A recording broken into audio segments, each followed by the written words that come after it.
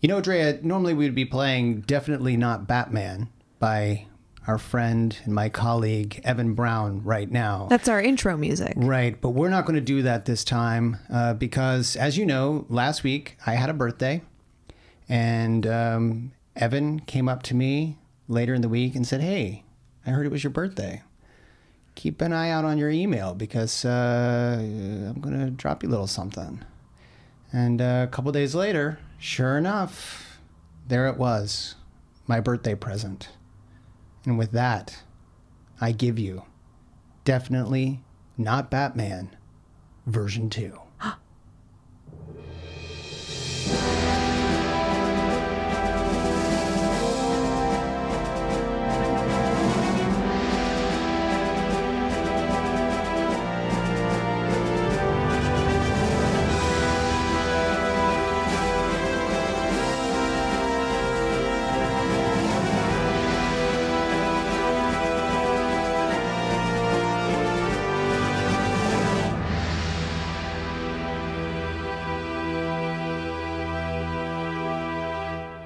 That is Definitely Not Batman version 2 by Evan Brown. This is the Arkham Sessions. I am Brian Ward, and with me, as always, the psychologist to the superheroes, superheroines, and supervillains of Gotham City and beyond, Dr. Andrea Letamendi. That was delightful. Wasn't it? I'm absolutely pumped now. It's got a very orchestral feel to it, much bigger than before. Lots of little trumpets and lots of more percussion. It was awesome. Thank you, Evan. Thank you, Evan. You Sounded guys, great. yeah, Evan is absolutely fantastic and can whip things out on a dime. And you should follow him on Twitter. He is at Evbro, E-V-B-R-O. Quite possibly one of the most retweetable people I have ever followed. So go and follow him. So yeah, that's that. So this week, we're very excited because this week we have a brand new villain, or two, or one. Is it one or two, Drea? Is it? That's interesting. This week we're doing the episode "Read My Lips," and this one introduces a new villain to the Batman the Animated Series universe, although definitely not new to the Batman universe in general, and that is the Ventriloquist. Drea, how much have you known about the Ventriloquist in your studies of Batman in the past? Well, originally I was introduced to the Ventriloquist and Scarface through Batman the Animated Series. So the episode that we're talking about today is what introduced me to the dynamics of this character. And you know, honestly, I may have seen one or two comic books, but honestly, this is the characterization of this villain is, in my mind, directly from my experience with the animated series. Sure. And this version of the character probably isn't too terribly far off from the original version of the character. In fact, there have been 3 different incarnations of the Ventriloquist. This one is Arnold Wesker, and this version of the character was created back in the late 80s. And this version of the character in the comics actually ended up dying off and was replaced by a second ventriloquist, Peyton Riley. This was a female incarnation of the ventriloquist, and actually it plays on, it's that sort of story of Batman finding out that the ventriloquist seems to be back, but he knows that he's dead, so he digs him up, and then there's no one in the grave. Oh my God, oh my God. And then it turns out to be Peyton Riley. And then when the New 52 launched, we have a completely different ventriloquist, and that is Shauna Belzer. And oh, that's right. Yeah, that one was introduced in Gail Simone's run of Batgirl, which you very much remember, and was just phenomenally creepy. Yeah. But yeah, there have been 3 ventriloquists, and this one is the one that I think of when I think of Batman and ventriloquism, primarily because Arnold is sort of a sympathetic guy. He's an older figure, a bit frail, but that puppet that he is carrying has got quite a mighty personality and is quite the murderous figure. They're really opposite, right? Like the ventriloquist is timid and anxious and worrisome, and I think is in, you know, he's almost paranoid in the way that he's concerned about his reputation, his relationships. He's involved with the criminals we're going to be talking about today, but I think that there's this element of I'm just following orders, I'm just trying to stay out of trouble, that there's, I wouldn't say there's an innocence about him, but there's certainly a different element in his involvement in crimes, whereas the dummy, what's the official? It's a figure. It's if you're into ventriloquism, the puppet is a figure. I have to call him a figure? He's a figure. Okay, so the figure, which we know is, his name is Scarface, is very pushy, violent, unpredictable, you know, very mean, very aggressive, and I think that, again, he doesn't operate from fear or anxiety or a level of protectiveness, you know, that I think the ventriloquist is sort of like, Scarface is out for his own needs. Yes. In so much as we can say that that a wooden doll is, you know, has his own needs, which we'll definitely get back into. But that's an interesting dynamic here with these two characters, if you will, that I find them to be very, very opposite.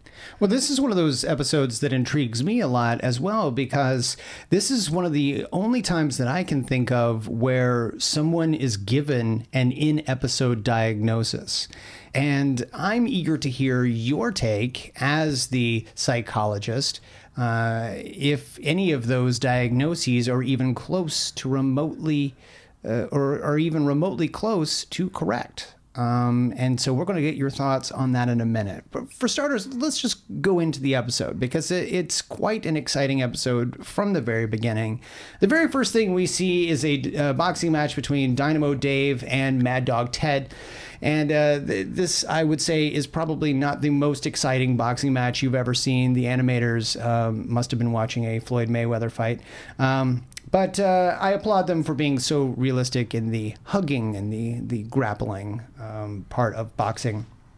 But then after the fight, we see that the take is being carried down the hall by some armed security, and instantly those guys are robbed, for lack of a better word. The lights go out, they are beaten, the money is taken away, and a very large, quiet man ends up punching through the wall and you know, transports a smaller man on his shoulders, a la Master Blaster, up the building, and then they end up getting the money all the way back to someone that they seemed very intimidated by, someone named Scarface, someone who seems to be on the rise in the crime world of Gotham City. Soon we're gonna own this town. So then we go to Commissioner Gordon, and as always, Gordon, while he's a really nice guy, swell guy, oblivious to what could possibly be. I mean, you've got a crime where you've got security guards who were basically beaten and money taken by people, you know, sure, it was in the dark, but come on, you're the police. But once again, I got nothing, Batman. No, he had a tape. He had a VHS tape. He did have a tape. But a home video enthusiast taped the gang leaving the scene of their latest crime. A home video enthusiast got some footage of these people. And it's weird, because in this moment when Batman shows up, it's almost as if Batman is just doing it to scare Gordon. Because we, the audience, unlike most times where Batman is just sort of magically there, we see him come in through the window and sneak into the shadow. Right. Gordon looks back, sees nothing, and then Batman steps out of the shadow as if to be like, I live for this. He does. Have pity on an old man's blood pressure. Well, he doesn't want anyone to know that how he got there. He wants... Who would know how he got there? By the way, there's an open window behind him. Like, we know how he got there. There's not really... He wants to appear as if he's literally coming out of the shadows. Well, he does. Congratulations, Batman. You succeeded, and you scared Commissioner Gordon. Why, at this point, I have no... Like, Gordon should just always know that Batman is probably going to... You should keep every corner of your office lit, because odds are, if it's in any way a shaded area, Batman is going to find his way into it. But as we know, light bulbs are hard to come by in Gotham City. Yeah, apparently. There's no such thing as daylight in Gotham City. This is Dark City. This is Dark City. Batman is totally... go see it if you haven't. So Batman takes this video home and analyzes it. They're clever. Masks, gloves, no way they can be identified.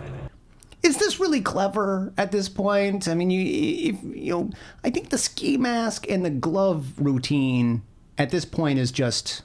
I think he lives in this isolated world where he is impressed. Batman is wearing a mask and gloves. There's a level of narcissism here that he is actually impressed when someone else would think of the same thing, you know, because originally he came up with his cowl and his cape and his disguise. So he probably thought that was pretty clever himself. So I would like to go back to the beginning of the series and count how many thieves and muggers and criminals have had masks and gloves and find out just how clever these three are in Batman's eyes. Like, he responds as if he's never seen it before. Like, oh my God, who would have thought of that? Doesn't matter. One of them has a tattoo. It's a tattoo of a rhino's head. Batman doesn't know who this is, but he runs it through the tattoo database. We all have one of those. We do. It's, www.tattoodatabase.wiki.org. Yours is online? Net. It's got to be something. It's got to have updates, regular updates. Look, this is 2015, not 1935, maybe 47, maybe 93, like Batman the Animated Series. So this rhino, it pops up in the database, and turns out Batman already knows who this guy is. Don't get wise with me. I might not like you. You're breaking my heart, Rhino. Are you telling me if you already know of a criminal in Gotham City named Rhino and you see a guy with a tattoo that you should probably recognize, you wouldn't go like, that's Rhino's tattoo? Hold on, let me run this through the database. Yep, it's confirmed. It's Rhino. They seem to have history. He has seen so many tattoos that he just needs... He needs to back it up with some evidence. It'd be good if that database was just the tattoos he has personally seen in Gotham City. Maybe he hand drew all those into the database. This is what I remember. Yep, that's Rhino's. But he visits Rhino. Rhino doesn't really seem all that impressed that Batman has come to visit him. Apparently, these two have history. You've got a hard head. How about using it for something other than a blunt object? We go to Scarface's hideout, and Scarface is upstairs sleeping. Sleeping. I'm using air quotes because I know you can see him. And Rhino goes and says, look, the Batman's onto us. Batman? We're talking real trouble. What are we gonna... Hey, who you talking to, creep? He's just a hired help. I'm the boss here. You talk to me. Scarface is, in fact, a small ventriloquist figure. Dummy. Puppet. Doll.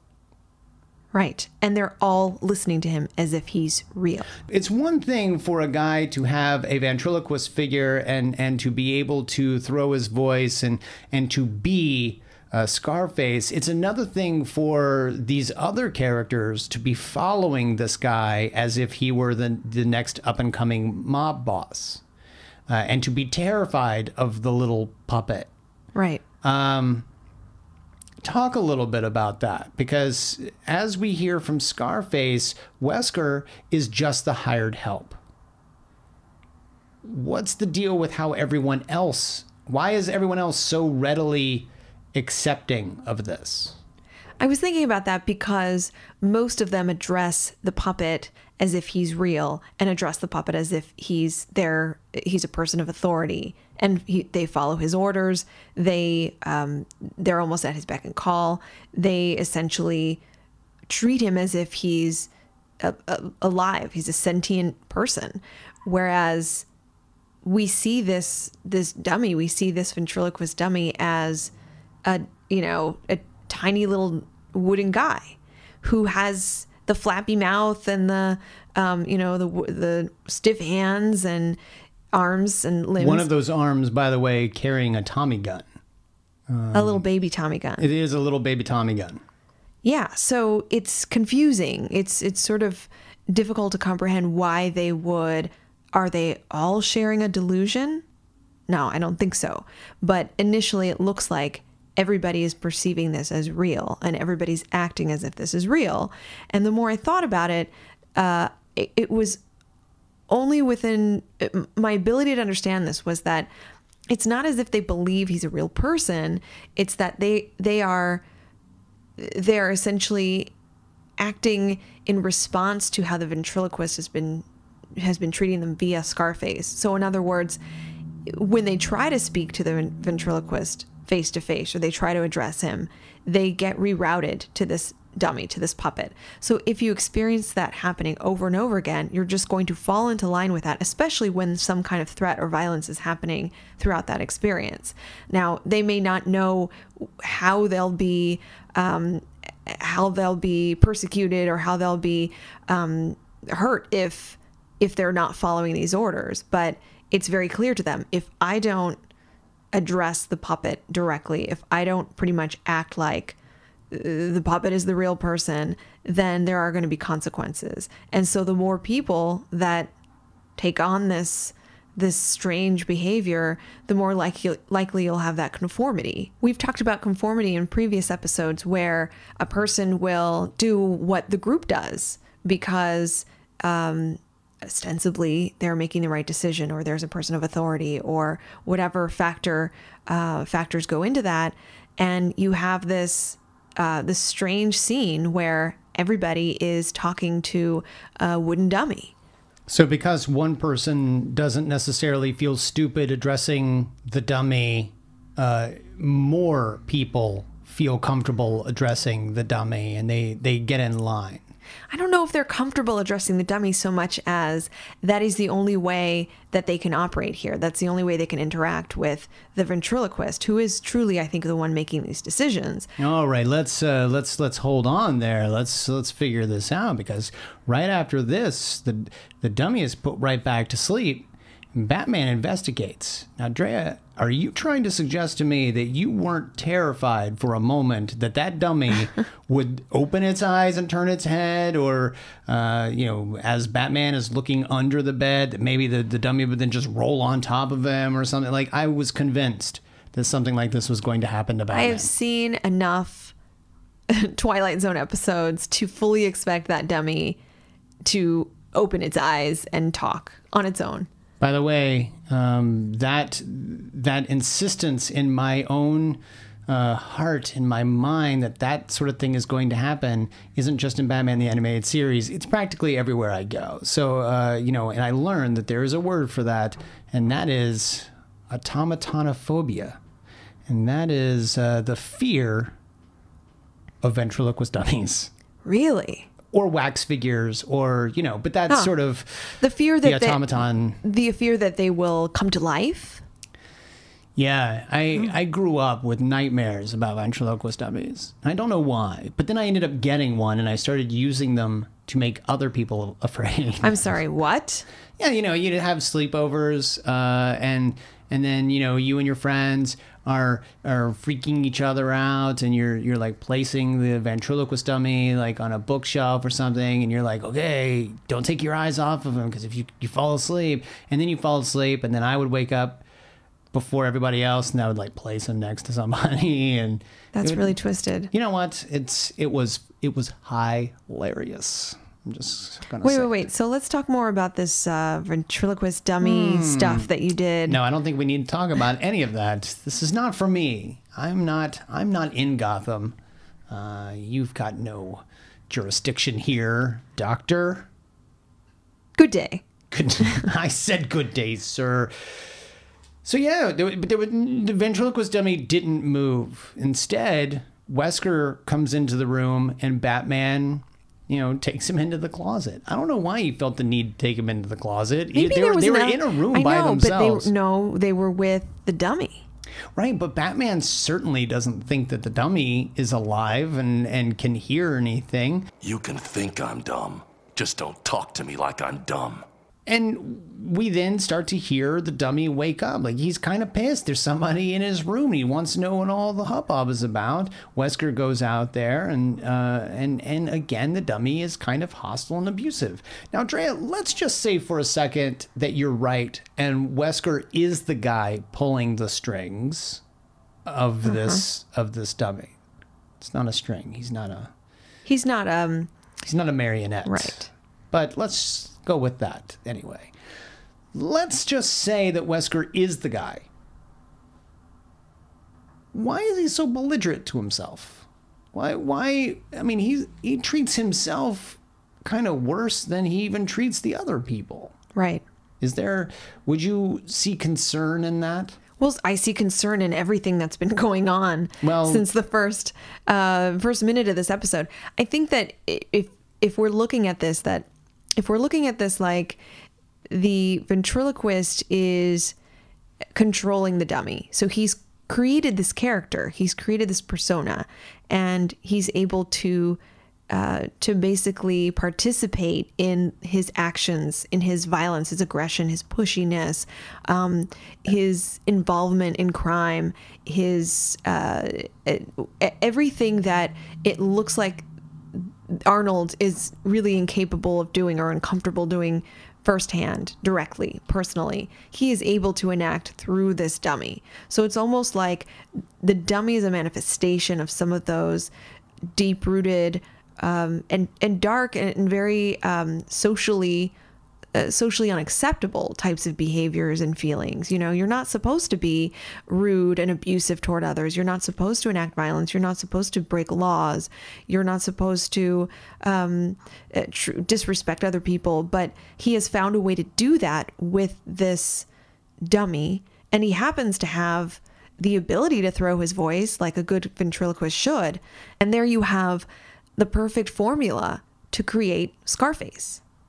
Well, it's interesting that you say that about, the dummy kind of being a conduit for releasing the sort of darker side, because that's one of the things that, people have often said about ventriloquism is that if you ever notice, the ventriloquist character is never the polite one, while the ventriloquist is the rude one. It's right. Always the other way around. The ventriloquist is always the one trying to keep the dummy in check. Is always, the dummy can get away with saying things that are just completely rude to the audience because it's this animated figure. It's not real, and in many cases it could be adorable or maybe even frightening, or pervy. But it's interesting because that comedian, that ventriloquist, is the one saying these things, but it seems okay that the little guy or girl or creature or whatever the puppet is can get away with this. What does that say about us as audience members that we're okay with this? I think it's an agreed upon contract, unwritten contract, right? If you have a dummy or a puppet that's saying all of these inappropriate statements or cracking the inappropriate jokes, we can laugh at that. It's like we have permission to laugh at that. Especially since the person that's controlling it is telling it that it's inappropriate. Usually it's like, you're so ugly. Oh, come on. Don't be, so you've got someone. Wow, that was great. Yeah, thanks. So you've got someone correcting it for you. So you realize that the comedian or the ventriloquist, whether they're comics or not, they know the difference between what is appropriate and what isn't, as opposed to like a comedian who just says the rudest things to you and you don't know if they understand that that's not acceptable. I mean, to get super Freudian, which I rarely do on the show, the puppet could represent the id, and the puppeteer, the ventriloquist, the master could represent the superego, right? So let's talk about it. Like define this for the people who don't know. So the id being that a Freudian term referring to your natural human urges and desires that a lot of times are socially inappropriate or unacceptable. It could include urges around violence, sex, even curse words, anything that can kind of break social rules. And we have been kind of socialized, if you will, to monitor that and to keep it at bay and to regulate those. Part of what psychoanalysis is to regulate those feelings and really integrate the identity so that the id isn't kind of escaping and trying to take over, whereas the superego is considered to be the identity, the piece of identity that oversees and tries to monitor and essentially tries to limit the power of the id. So that would come from society's rules, morals, sometimes religious beliefs. So whatever for you can create your moral system is what's basically ruling the superego aspect of your identity. So they're seen as kind of opposites, and they're seen as in constant battle, constant interaction to ensure that that someone is not acting inappropriately or giving into these inappropriate urges. Otherwise, we'd all be animals, right? So that's the basic summary of that. Sure. Batman, what do you think? It's called multiple personality syndrome disorder, Alfred. 2 personalities in one brain, completely separate. Trey, is that true? Huh? Wow. Well, now for starters, how qualified is Batman to make that assessment? Clearly he can walk around using diagnostic terminology. That's not even technically, before the term was replaced, it was multiple personality disorder. And that term has been, as I mentioned, the term's been replaced with dissociative identity disorder, which is, well, we've talked about DID in previous episodes in regards to Two-Face, in regards to Man-Bat. So, Brian, based on what you know about DID, what are your thoughts? Oh, the instant that Batman said this, based on our previous conversations, I knew that Batman couldn't be more wrong. No, I think you're on the right track, given that one of the distinct features of DID is that there are 2 or more than 2 distinct personality traits that are embodied by the same person and that manifest in different ways. And it could be different behaviors, different ways of acting, different ways of dressing, could be different genders, could be different ages, could be different professions. So literally the identities, the personas are multiple. So we're talking and different. Like Jekyll, Hyde, Bruce Banner, Hulk. I mean, we're talking 2 different characters in the same body, only one at a time. Right. And like Man-Bat, when we talked about Man-Bat, we offered up the diagnosis of DID because when Dr. Langstrom was himself, he was unfamiliar with what Man-Bat was doing as Man-Bat, night after night in the streets of Gotham, right? He wasn't aware of what he was doing in that manifestation. Maybe you just answered that, though. I love being able to go back to previous sessions.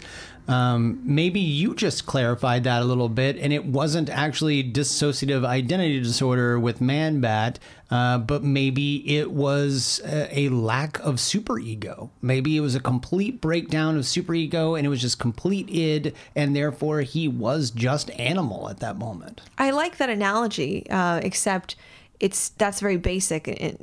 We don't just turn into an id, a sloppy. Well, we don't, but we don't inject ourselves with serum either. Well, and Dr. Langstrom had no memories of this. He had basically lapses in memory and gaps in his experiences. He didn't know what was going on. He couldn't look back to those memories. So we looked at that as a good example of what DID would look like.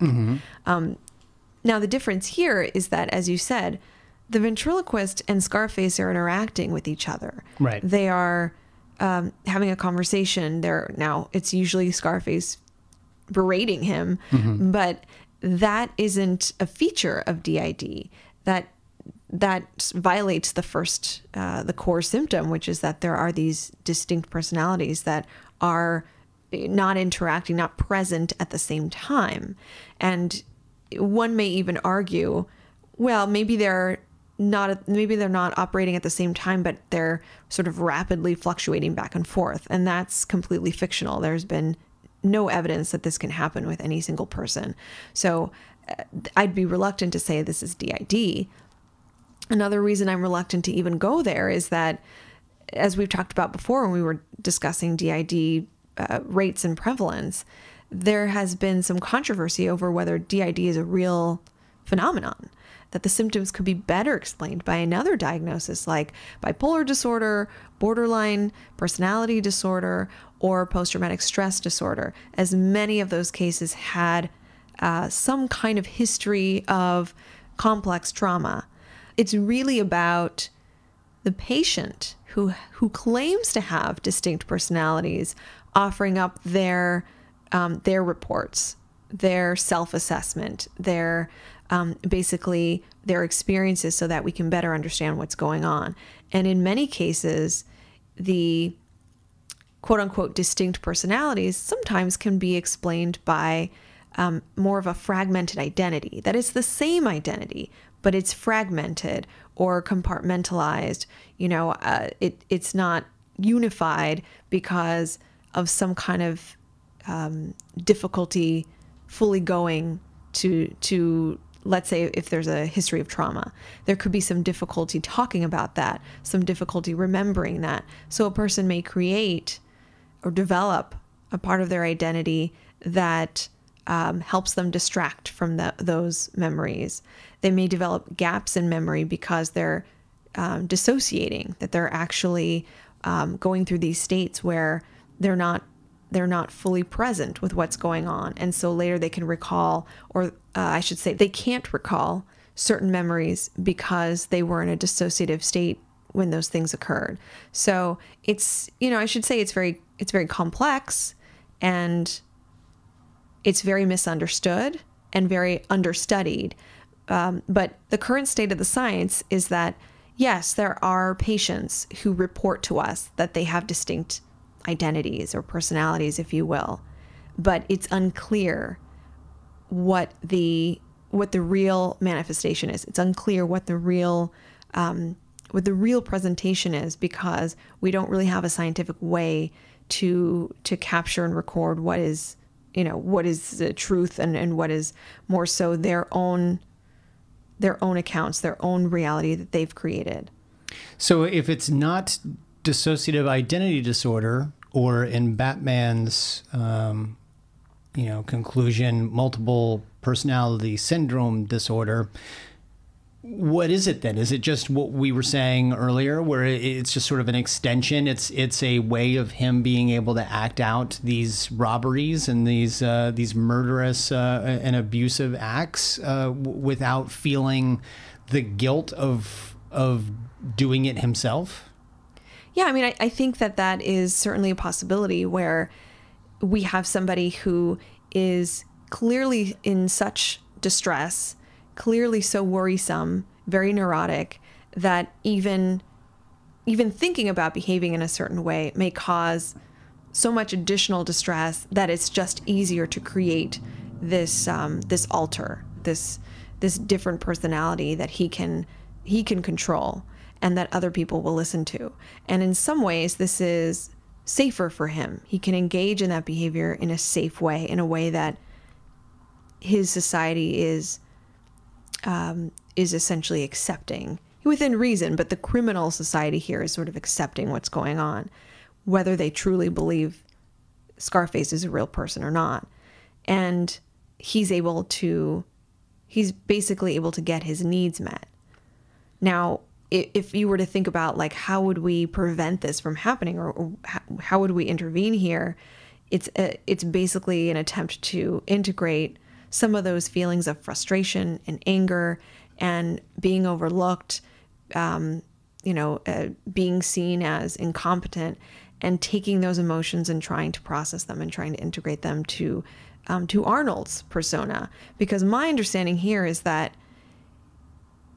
just getting the snapshot of who he is through this one episode, is that he's constantly, look at him, he's constantly overlooked. He's constantly terrified. He's terrified, but I think that comes from being, perhaps being targeted, maybe being bullied growing up, maybe being an outcast. Whatever the case is, he could have a history of such rejection and isolation that he had to create this persona in order to allow those feelings to emerge. And I almost think that it is better to integrate those ugly emotions, if you will, and accept some of those back into his persona versus like cutting it off completely and telling him to get rid of Scarface or taking Scarface from him. Well, and what's worse is actually what ends up happening, and that is that he's not just taken away from him or telling him to put the puppet down or whatever. Scarface has another plan for another heist, and he's suspicious. He believes that he's got someone in his midst that's going to double cross him, and Batman does in fact show up, and it's revealed that this entire thing was just an elaborate way of figuring out who was the mole, and Batman says that it was Wesker, and Scarface is really upset by that idea, and Wesker insists that it wasn't him, and Scarface is almost set on probably killing Wesker. Spare me, Scarface, please. I've always been loyal to you. Go ahead, plead, beg. It ain't gonna do you no good. And as always, there's a fight, and one of the other henchmen end up picking up the Tommy gun and ends up shooting at Batman, but missing horribly, right, and just riddling the puppet with bullets. He didn't just take the puppet away from him. They destroyed the puppet with bullets. They murdered the puppet, right. Yeah. And, what does that sort of thing do to someone who would be using this conduit to get those needs out? Well, I think we have to look at it, too, as while we can understand that this is Arnold's own, this is his set of emotions embodied in this wooden puppet, right? We could probably acknowledge that. He is caught up in the relationship. He is caught up with the idea that he has to believe this is a separate person. If he believes this is a separate person, he can interact with it safely and know, okay, I'm not the one engaging in these awful things. I'm not the one expressing this, this high level, dangerous level of aggression and violence. That's not me. It's this other person. And so he has to believe, there has to be a level of strong belief there, that Scarface is real. So then when Scarface is murdered, he's experiencing that grief as if his companion has just been killed. And yet you would think with the way that he's treated by that companion, he would feel a little bit of relief, maybe, that darkness was gone. it's a very deep moment because you get the sense that, oh, the darkness is dead, it's gone. Yeah. And yet, when you watch his reaction, you instead get the sense that, no, his ability to vent the darkness is gone. Like, it's still maybe inside of him, and, you know, he just doesn't have a way to get it out. And in fact, at the end of the episode, we see him there in, I don't know, would you say this is, it's got to be Arkham. Because, yeah, it's Arkham. Oh, it is Arkham. We see the outside, and he's in Arkham, and you guys, and you're just letting people have the things, you know, Ivy with her plants and Joker with his cards and, you know, whatever. Wesker is in the wood shop, and he is sanding something circular, and they're proud of him. And, oh, you're doing a good job, you know, and all that. And the doctor explains that the medication has helped him immensely. His other personality seems to have totally submerged. And then he rotates the circular object, and he is clearly carving another Scarface head. Even goes so far as to take the knife and create the scar across the cheek. Right. Implying I continue to have the urge or urges around violence. I continue to have the urges of wanting to harm others. I continue to have this aggression. The way that I can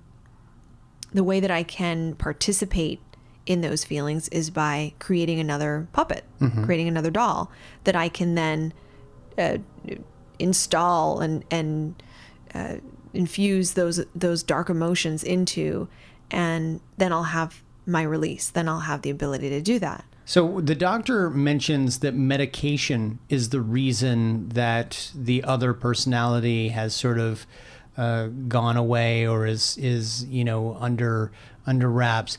Let's just say for a second that it is dissociative identity disorder. We know it's not, but if it were, is medication the treatment that he would be receiving in Arkham Asylum? Yes. In some cases, some reports do show that certain psychiatric medication can be effective. But again, what is it actually treating? Because as some psychiatrists and psychologists have demonstrated, many of their cases are not true DID cases. They're actually cases of PTSD or cases of borderline personality disorder, or in some cases bipolar disorder, in which, no, you don't have distinct personalities, but you have maybe a patient who is dealing with trauma and therefore has a lot of difficulty remembering certain experiences, and so makes some decisions to refrain from going there, refrain from accessing those memories. And so their experience is that they have gaps in their memories.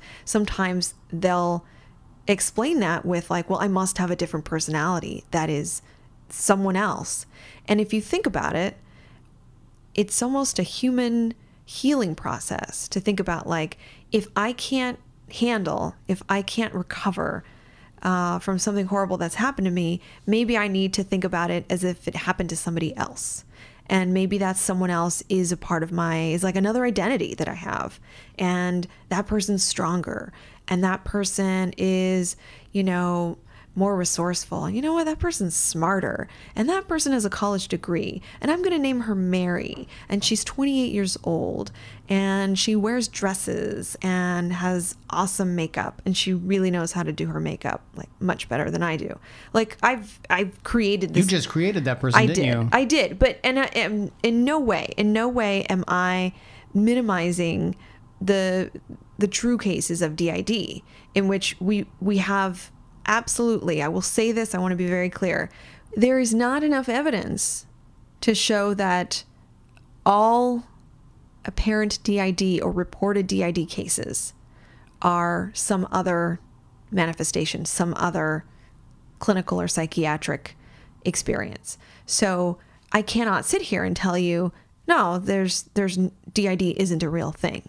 Okay, so you're saying that there's no way that we could possibly know if it definitively is a real thing or is not a real thing, because even though it might be explained away with other things, that doesn't mean that some cases aren't necessarily legitimate cases. Right. We just don't know what those cases are. Right. A handful of the cases could be folks that are literally malingering, making it up, putting on a show, exercising their creativity, and they know it. A handful of cases could be people who actually believe that they are experiencing multiple personalities, different, distinct personas, because of what we talked about, because of maybe some difficulty in remembering certain things, because of some difficulty integrating really hard parts of their life. So they have to kind of, so they've developed a safer way to address those things. But again, that would be people who don't really have it. They just believe they have it. They actually believe that they have it. And then the third category would be people who maybe do have it. Right, perhaps a very small fraction might have this. So this is like hypnotism. I was just going to say, this is like our hypnotism conversation, where there are better explanations of what's actually going on than, yes, that person has several personalities living within their body. I mean, I just, as a clinician who's not seen that, but has seen other manifestations of post-traumatic stress responses and bipolar disorder and other things that may look very similar to this, that is my best answer to that. And I'm not alone, because when over 300 board-certified psychiatrists were asked about their attitudes toward dissociative identity disorder, 35% of them reported no reservations about it. 43% were skeptical about it. In other words, they were unsure if this was a real thing. And 15% of those psychiatrists actually asserted that this psychiatric diagnosis should not be included in our DSM, our manual of diagnostic categories.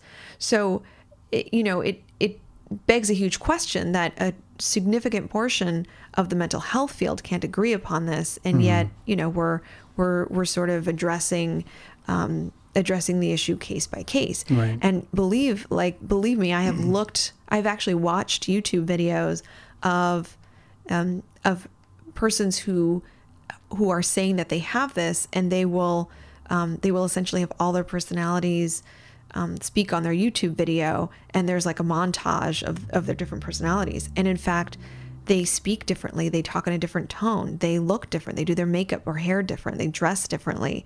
The presentation of this is incredibly fascinating. And yet you have to remember, as you watch this, that there's a high possibility that this is just one persona, one identity, but there are multiple facets, multiple creative outlets, different ways that this person is expressing themselves, and they found a way to do that. So I wanted to be very careful not to say, no, this diagnosis doesn't exist or this manifestation doesn't exist, but rather to draw some attention to the fact that this is a very controversial diagnosis, mainly because, just like you said about hypnotism, we may not know the full etiology, the full cause, and the reality of what these patients are experiencing. But what is not controversial is no chance that Arnold Wesker has DID because of they're just too fluid, they're too aware of one another, they interact too much. So regardless of whether the DSM has DID or people are willing to admit that DID exists, or if there's any way of actually concluding that it does in fact exist, entirely irrelevant. Batman is wrong. Arnold Wesker does not have dissociative identity disorder. I would agree with you. Batman should not be throwing that term around. For one, it's outdated, and two, no, he's not fitting the criteria. So could I offer up my own hypothesis? Sure. I think it's possible that all of this that we've been talking about is it's certainly plausible. And I am not a psychologist. However, I just want to throw this out there. I think maybe it's possible that Scarface was originally a man who was a criminal and a killer, And maybe he ran into a toy store and did some voodoo right before being killed and then ended up in a doll. Whoa. Maybe like a good guy doll. Like a good guy doll? Yeah. What is that? A little thing called Child's Play. Oh, no. No. By the way, Chucky, redhead. I have nothing. I have nothing to say to that. I can't disagree with that. Head. Well, you bring up some... this is where I thought you were going with that. Maybe Scarface was a real guy, a real criminal, and Arnold looked up to him and had a relationship with him, but Scarface was murdered. And so the ventriloquist created the dummy sort of in place of the memory of this deceased criminal. Andrea, you were on a thing here. I think that's what's going on. This could happen. This could be... If they could just get you to write the comics. I know.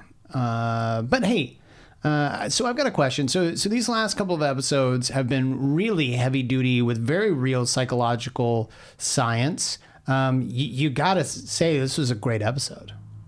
Yeah, I mean, anytime you have... Batman just willy-nilly throwing out terms that he shouldn't be using. I was going to say, yeah, Batman acting as a psychologist. And I am surprised you did not bring up Batman as someone who could have a fragmented identity or multiple identities. No, because he's too aware of all of them. He's too aware. And, I don't think that really, no, I think he's got one identity and he's just kind of a dill hole. Well, I would take your theory about Batman, his Bruce Wayne Batman identity conflict or identity crisis and apply that to the ventriloquist and Scarface. That, again, we always come across this, that villain is what Batman could be in the coming years if he's not careful. Interesting. So the more he starts to believe in these things, see, for me, I see it more as Batman doesn't necessarily know, or that Batman doesn't necessarily have the personalities. He's putting them on because he knows that the personalities make him normal in some way. Like people you've said, sort of sociopathic tendencies of like, I know that I'm supposed to act this way, so I'm going to act this way. I think that's what Batman is. We'll find out next week when we definitively find out if Batman is a sociopath. Interested? Always. Where can folks find you online if they want to talk more about DID and whether the ventriloquist has it? Folks can find me on Twitter at Arkham Asylum Doc, and my website is underthemaskonline.com. You can find the Contact Me page and shoot me a message. And you can find me. I am at bward028 on Twitter. You can find us both. We are at Arkham Sessions, and you can email us. We are arkhamsessions@gmail.com. You should go over to fanboycomics.net and visit our folks, our family over there at Fanboy Comics. Take a look at their site, look at their comics, look at their other podcasts. Some great stuff over there. And you can follow them on Twitter. They are at Fanboy Comics, comics spelled with an X. So that is it for us this week. Until next week, I am Brian Ward. I'm Dr. Andrea Letamendi. And together we are the Arkham Sessions.